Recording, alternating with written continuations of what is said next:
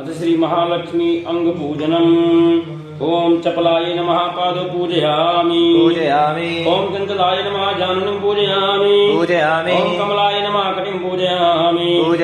कात्यायन्ये नमः नाभिं पूजयामि ओम जगन्मात्रे नमः जठरं पूजयामि ओम विश्ववल्लभाय नमः वक्षस्थलं पूजयामि ओम कमलवासिन्ये नमः हस्तौ पूजयामि ओम पद्माननाय नमः मुखं पूजयामि ओम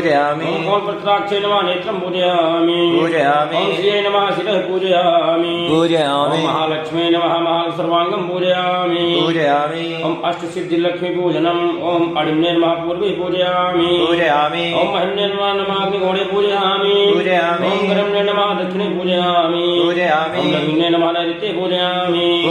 ओम रात्रे नमः पश्चिमे पूजयामि ओम प्रगाम्ये नमः वायव्ये पूजयामि ओम हिताय नमः उत्तरे पूजयामि ओम वसुदाय नमः ईशान्यं पूजयामि अष्टलक्ष्मी महापूजनम्। ओम आदिलक्ष्मी नमः पूजयामि ओम विद्यालक्ष्मी नमः पूजयामि ओम भागलक्ष्मी नमः पूजयामि ओम लक्ष्मी नमः पूजयामि ओम कामलक्ष्मी नमः पूजयामि ओम सत्यलक्ष्मी नमः पूजयामि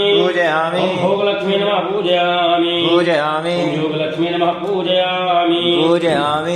ओम महालक्ष्मी नमः पूजयामि।